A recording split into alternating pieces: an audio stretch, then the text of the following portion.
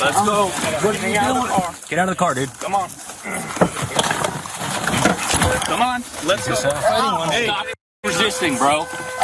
Let's go. Let's get out of the car. You're gonna get tased. You're about to get tased, dude. We want to help you, but do not fight us. All right. You will get ripped out of this car. Yes, sir. We're not playing you. Get out of the car. Get the up. Yes, Get out. Get out, you're about to get tased, dude. I'm gonna get out. Get out then.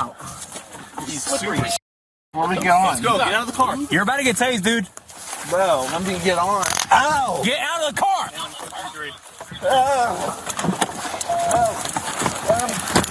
Dude, stop fighting! Dude, do not kick. Stop. Stop fighting.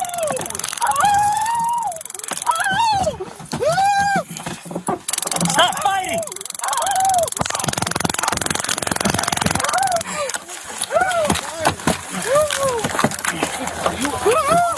Taser 7. Taser deployed. Still fighting. Put it up full mass. California, a new lawsuit that claims Hercules cops who were well aware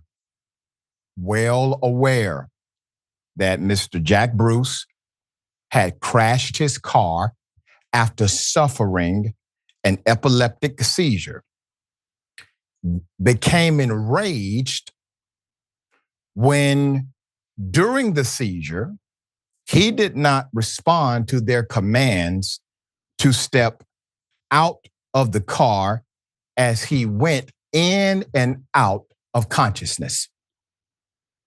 So they decided to taser him repeatedly while punching his face and pulling his hair. Talk about inhumane. Bruce, a tradesman in Local 38 of the plumbers, steam fitters, HVAC and refrigeration union, was driving on Refugio Valley after visiting his grandmother. This happened on April 1st, 2024. He suffered a grand mal seizure for the first time in his life, causing him to lose consciousness and drive down an embankment off the side of the road. One witness ran down the embankment to help him, a good Samaritan, while another witness called 911 and did what? Informed the dispatcher that the man appeared to have suffered a seizure. Here we are. You have an individual in a bona fide health crisis, could have easily been worse. Cops respond, first responders get there. They are supposed to be there to provide aid and assistance. But instead, they make his medical condition significantly worse than before they arrived, according to the lawsuit. The other witness called 911 and expressly told the 911 operator that the plaintiff was convulsing and apparently unresponsive as his vehicle left the road and that he appeared to be having a seizure. The fact that the plaintiff was suffering a seizure was conveyed to the defendant officers both through dispatch communications and the CAD system, known as the CAD system. At 1:07 p.m., defendant Garcia entered the back of the plaintiff's vehicle, leaned forward and attempted to communicate with plaintiff.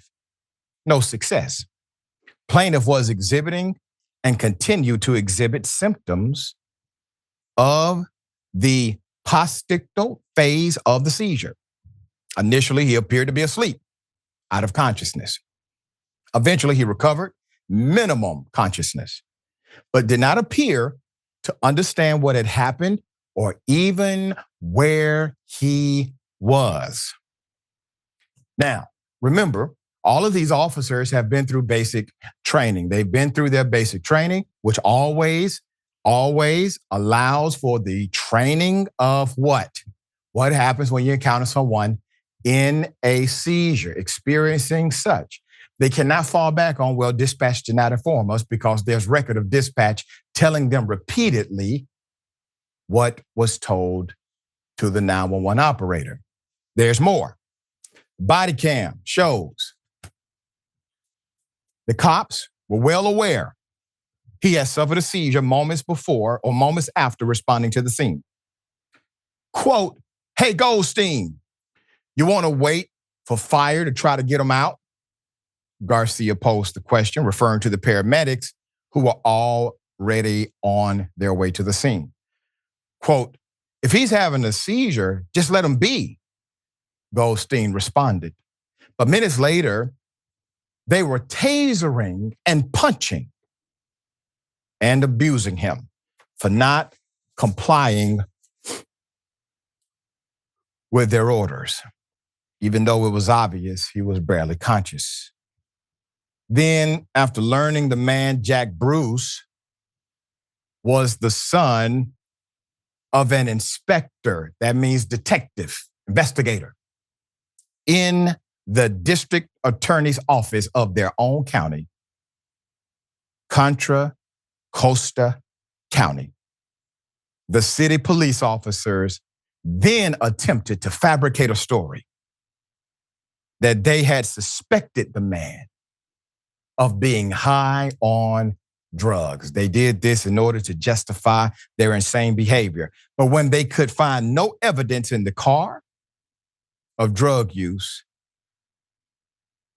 they became frustrated with one of the cops turning off the audio on his body camera without any valid reason at all. There's more.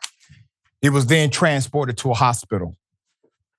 Blood tests found no drugs of alcohol in Bruce's system. He had a trace amount of marijuana and a sedative that was administered by the paramedics in the ambulance. Doctors at another hospital administered another test to measure the signals of his brain, revealing that, yes, he did, in fact, have abnormalities consistent with epilepsy. He has since experienced several more seizures and has been prescribed anti-seizure medication, according to the claim. Now, the reason why this is all in a lawsuit is because it goes directly to the formation of the incident and his state of mind. His state of mind was simply that of a man who was having a seizure, as reported by the civilian who had absolutely no police training, who had no first responder training, but was able to have enough humanity in them to articulate that the man was suffering a seizure. 911 gets it. They receive it on face value. There's a man in a medical crisis. Police arrive first, even though paramedics are on the way. The police just happened to be the first ones to get there. Understand, this was a medical call.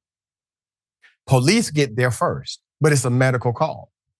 And instead of doing like the first officer said, and that's simply waiting on the damn medics, waiting on the paramedics, waiting on those that are trained to assist individuals who are going through a seizure, instead of doing that, they decide to show you, me, and the world who and what they really are. Feckless cowards. Bullying a man who can barely remain conscious. Abusing a man who barely knows what's happening to his body. Last week, Bruce filed a federal lawsuit against the city police department in the San Francisco Bay Area, accusing the agency of false arrest, excessive force, battery, negligence, emotional distress, as well as violating the Americans with Disabilities Act because they chose to abuse him rather than help him after he experienced the seizure.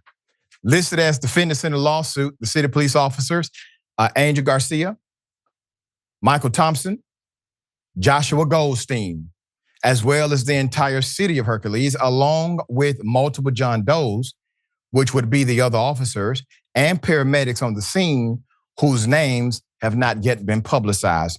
I'll put this picture up again.